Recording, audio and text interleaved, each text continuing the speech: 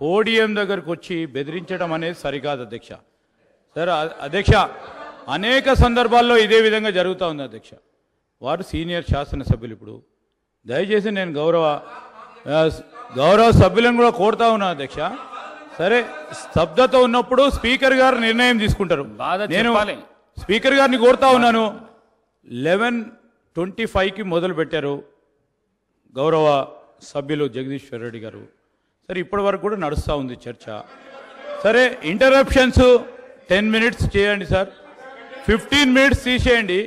పూర్తి స్థాయిలో గంట మీద మీరు చాలా మరి వరకు సమయం ఇచ్చారు.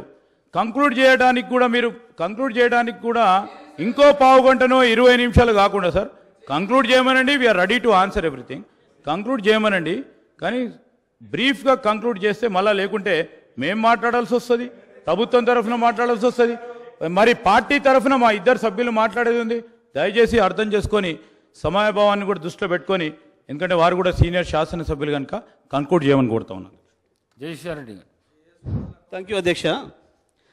అధ్యక్ష, ఇక్కడ నేను అడుగుతున్నది ఏంటంటే, మీరిచ్చిన శ్వేతపత్రం మీదనే మాట్లాడేది తప్ప నేను వేరే ఒక అక్షరం కూడా మాట్లాడలేదు.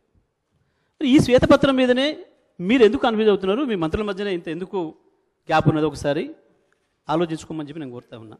దీని మీదనే నేను మాట్లాడింది. అధ్యక్ష, నేను డిబేషన్ అవుతున్నా కాదు కదా అధ్యక్ష. నేను చూపించి మాట్లాడుతున్నా కదా. నేను ఎక్కడన్నా మీరు డిబేట్ అయితే, నేను పొలిటికల్ ఇష్యూస్ మాట్లాడితే, వాళ్ళ వ్యక్తిగత విషయాలు మాట్లాడితే మీరు అనొచ్చు. నాకు ఎప్పుడు అలవాట్లేదు అధ్యక్ష. గత 10 సంవత్సరాలుగా వాళ్ళు ఎన్నడైతే వ్యక్తిగతంగా దాడి చేసినా ఒక్కరోజు కూడా నేను మాట్లాడలేదు. ఇక్కడనే కాదు అధ్యక్ష, బయట మైకుల ముందు కూడా మాట్లాడలేదు. నా జీవితంలో ఎప్పుడు కూడా వ్యక్తిగతంగా గురించి మాట్లాడలేదు అధ్యక్ష. వాళ్ళిద్దరికి అన్నదమ్ములకి అలవాటు మొదటి నుంచి కూడా. ఆయన నేను ఎప్పుడు పోలేదు, నేను ఎప్పుడు కూడా అట్లా పోలేదు అధ్యక్ష.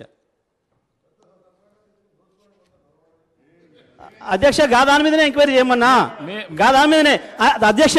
నేను కూడా మాట్లాడతా అధ్యక్ష. అవసరాల కొరకు, అధికారం కొరకు, పదవుల కొరకు, పేటెంట్ల కొరకు, కాంట్రాక్ట్ల కొరకు పార్టీలు మారే వీళ్ళ సార్ నాకు మాట్లాడేది. ఈ 10 మంది నా గురించి మాట్లాడేది.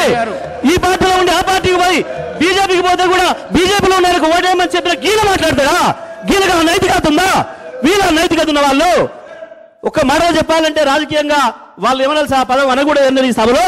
వాళ్ళకి వీళ్ళు సార్, వీళ్ళిద్దరు వీళ్ళు నా గురించి మాట్లాడుతున్నారు. నాది తెలిసిన పుస్తకం నా జీవితం అంతా.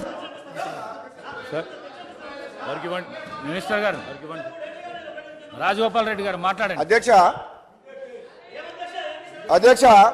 ఒక్క విషయం అయితే, సమయాన్ని కేటాయించిన అధ్యక్ష మీరు సబ్జెక్టుకు డీవియేషన్ చేస్తున్నారు.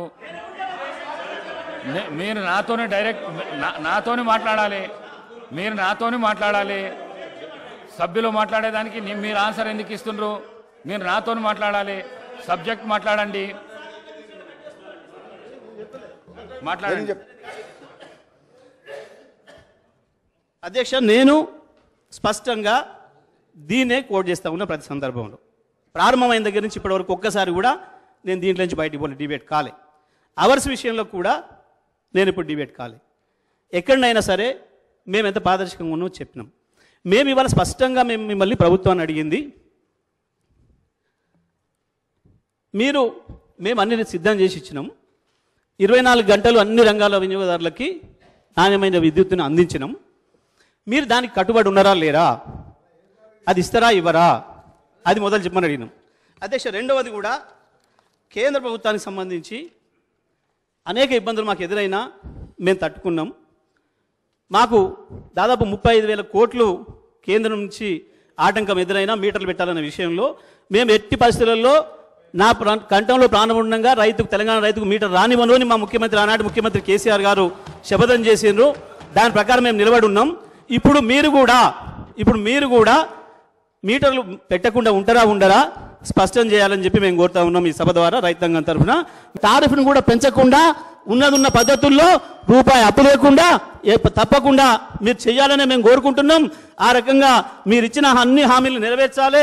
ఈ రాష్ట్ర ప్రజల పైన, రాష్ట్ర ఖజానా పైన రూపాయి అప్పుభారం పడకుండా తప్పకుండా మీరు ఏదైతే చేస్తామని చెప్తున్నారో ఇవాళ దాన్ని మేము వెల్కమ్ చేస్తున్నాం, మీ విచారణను కూడా వెల్కమ్ చేస్తున్నాం, ఏం సందేహం లేదు. కానీ ఇచ్చిన మాటలు తప్పించుకోవడం కొరకు కుంటి సాకులు వెతికే పనిలో మాత్రం పడొద్దు. ఎట్టి పరిస్థితులలో దాని కొరకు ఈ సభను వినియోగిస్తున్నారని చెప్పి మేము అనుమాన పడుతున్నాం. ఆ రకంగా ప్రజల్ని మోసం చేయడానికి కాకుండా ప్రజలకు మెరుగైన పరిపాలన అందించాలని చెప్పి కోరుకుంటూ తమరికి ధన్యవాదాలు తెలియజేస్తూ సెలవు అధ్యక్ష. రాజగోపాల్ రెడ్డి గారు. అధ్యక్ష, నేను యాక్చువల్గా మీరు స్పీకర్గా ఎన్నికైన రోజు ఆ సీట్లో కూర్చున్న రోజు నేను ఒక మాట చెప్పిన అధ్యక్ష. గతంలో నేను శాసనసభ్యునిగా ఉన్నప్పుడు పోయినసారి మాకు అడుగడుగున అడ్డంకులు సృష్టించిండ్రు, మాట్లాడే అవకాశం ఇవ్వలేదు, సమస్యల గురించి మాట్లాడే అవకాశం ఇవ్వలేదు. కానీ నేను మన ప్రభుత్వం మీరు సహకరించి ప్రతిపక్ష సభ్యులకు సమయం ఇవ్వాలి, ప్రజాస్వామ్యాన్ని కాపాడే విధంగా వాళ్ళందరినీ కూడా వాళ్ళ గొంతు నొక్కేయొద్దని చెప్పి నేను మిమ్మల్ని అభ్యర్థించినా నేను సహకరిస్తానని కూడా చెప్పిన అధ్యక్ష. కానీ ఈరోజు మొదటి రోజు నుంచి వాళ్ళ ప్రవర్తన చూస్తుంటే వాళ్ళ మాట్లాడే విధానం గవర్నర్ ప్రసంగం మీద కూడా చూస్తుంటే ఎంత అధికారంలో పర్మనెంట్గా ఇక్కడనే ఉంటాం అనుకున్న వాళ్ళు ప్రజలు ఇచ్చిన షాక్ ట్రీట్మెంట్ తోటి అక్కడికి పోయిన తర్వాత మతి భ్రమించి ఫ్రస్ట్రేషన్లో ఏం మాట్లాడుతారో అర్థమైతలేదు అధ్యక్ష. నిజంగా వాళ్ళు ఏమనుకున్నారు, ఈ తెలంగాణ రాజ్యానికి రాజు మీరందరు ప్రజలు, మీరు బానిసలు అనే ఒక భావనలో వాళ్ళు ఉన్నారు. కానీ ఈ ప్రజలు వీళ్ళు ఇన్ని పనులు గొప్ప పనులు చేసినామని చెప్పిన తర్వాత కూడా వీళ్ళ అహంకారమైన మాటలు చూసి బుద్ధి చెప్పాలని ఇక్కడ ఉన్న వాళ్ళని అక్కడికి పంపించారు అధ్యక్ష. ఇంకా కూడా బుద్ధి రాకుండా ఇష్టం వచ్చినట్టు నోటికి పార్టీలు మారినామని చెప్పి మా కోమటిరెడ్డి బ్రదర్స్ అంటున్నారు. మీ నాయకుడు కేసీఆర్ గారు ఏ పార్టీలో రాజకీయ జీవితం మొదలుపెట్టిండ్రు, ఆ తర్వాత కాంగ్రెస్ నుంచి టీడీపీకి ఎట్లొచ్చిండ్రు, ఆ తర్వాత టీఆర్ఎస్ 3 పార్టీలు మారిన చరిత్ర మీ నాయకుంది. అది మర్చిపోవద్దు అధ్యక్ష. నేను ఎక్కువ మా డిప్యూటీ సీఎం గారు ఈ పవర్ పాయింట్ ప్రజెంటేషన్ శ్వేతపత్రం సంబంధించి కొన్ని విషయాలు చెప్పిండ్రు. దాంట్లో ఆ బుక్లో క్లారిటీగా ఉన్నాయి నెంబర్స్.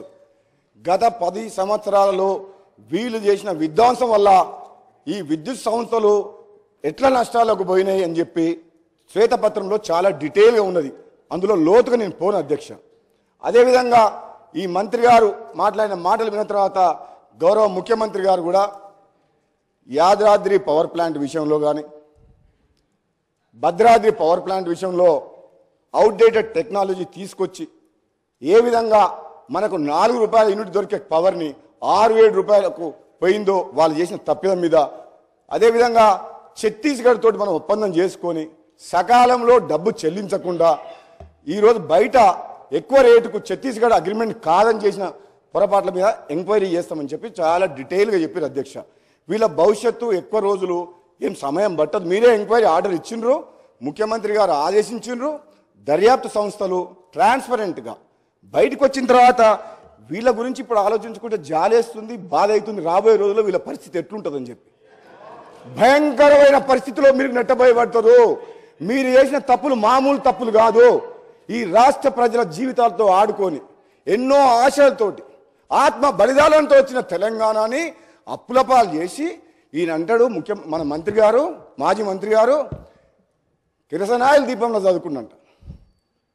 ఈ కిరసనాయిల దీపంలో చదువుకున్న మాజీ మంత్రి, కిరాయి ఇంట్లో ఉన్న మాజీ మంత్రి 2014లో ఈరోజు నాగారం తుంగతుర్తిలో బంగ్లా కట్టి 1000 కోట్లు ఎట్లా సంపాదించిన అధ్యక్ష? ఎక్కడికి వెళ్ళి వచ్చినాయి అధ్యక్ష? రాష్ట్రాన్ని అప్పుల్లోకి నెట్టేసి, ఈ పవర్ మినిస్టరు విద్యుత్ సంస్థలను అప్పుల్లోకి నెట్టేసి, ఈయన మంత్రిగా మాత్రం భూములు, ఇసుక మాఫియా 1000 కోట్లు దోచుకున్న చరిత్ర ఈయనది మాకు చెప్తున్నా అధ్యక్ష. మరి అన్ని మాటలు నన్ను అన్నప్పుడు నేను మాట్లాడగా అధ్యక్ష, నన్ను పార్టీ మారినవని అధ్యక్ష అన్నాడు అధ్యక్ష. ఈ పార్టీలో ఉన్నా ఆ పార్టీలోకి పోయినా ప్రభుత్వ వ్యతిరేకంగా పోరాటం చేసి నా ఆశయం లక్ష్యం ఒకటే అధ్యక్ష, ఈ కుటుంబ పాలన పోవాలి, నియంత పాలన పోవాలని తెలంగాణ సమాజం మొత్తం తెలంగాణ ఇచ్చిన కాంగ్రెస్ పార్టీ వైపు చూస్తే మళ్ళీ కాంగ్రెస్ పార్టీకి వచ్చిన మీకు అర్థం కాలేదా? నాలాంటి వ్యక్తి మళ్ళీ వాపసు వచ్చిందంటే మీ పని అయిపోయిందని మీకు అర్థం కాలేదా? నేను వచ్చిన తర్వాత మీరు అటుపక్క పోయిన మాట మర్చిపోకండి. పార్టీ మారింది ప్రజల కోసం. ఆనాడైనా ఈనాడైనా ప్రజల పక్షాన నేను గొంతు విప్పింది తప్పితే వీళ్ళ పదవులకు డబ్బులకు ఆశపడే వ్యక్తులం కాదు. మీలాగా ఒంగంగి దండాలు పెట్టి జీవుతులని చెప్పి మీ మాజీ ముఖ్యమంత్రి గారి దగ్గర పదవుల కోసం నోరు మెదపలేని వ్యక్తులు అధ్యక్ష. వీళ్ళు నిజంగా ఒక్క మాట చెప్తా వీళ్ళకు అధ్యక్ష. ఈ రోజు విద్యుత్ సంస్థలు కానీ నీటిపారుదల ప్రాజెక్టులు కానీ ఈ మంత్రివర్యులు ఈ ఎమ్మెల్యేలు అధికారులు ధైర్యంగా మాజీ ముఖ్యమంత్రి గారి దగ్గర ధైర్యంగా చెప్పలేకపోయారు కాబట్టి ఈ అనర్థం జరిగి ఈ రాష్ట్రం అప్రపాలైంది. మీకుందా ఆ ధైర్యం? ఈరోజు మా గౌరవ ముఖ్యమంత్రి గారు ఉన్నారు అధ్యక్ష, ఒక యువకుడు. మేము చెప్తున్నాం అధ్యక్ష, నిజంగా ఏ సమస్య వచ్చినా ఏ ఏ ఏ నిర్ణయం తీసుకున్నా తప్పని చెప్పి ముఖ్యమంత్రి గారితో చర్చించి నిర్ణయాన్ని మార్పించే శక్తి మాకుంది. మీకుందా అధ్యక్ష? వీళ్ళు ఆయన ముందర నిలబడి మాట్లాడతారా అధ్యక్ష? వీళ్ళు ఒక నియంతలాగా పరిపాలిస్తున్న ప్రజాస్వామ్య కూని వేసి ప్రశ్నించే గొంతు లేకుండా చేసిన ఆ ముఖ్యమంత్రికి మాట్లాడే ధైర్యం వీళ్ళకుందా అధ్యక్ష? వీళ్ళు పదవుల కోసం జీహుజులు అనుకుంటా వేల కోట్లు దోసుకున్న చరిత్ర వీళ్ళది అధ్యక్ష.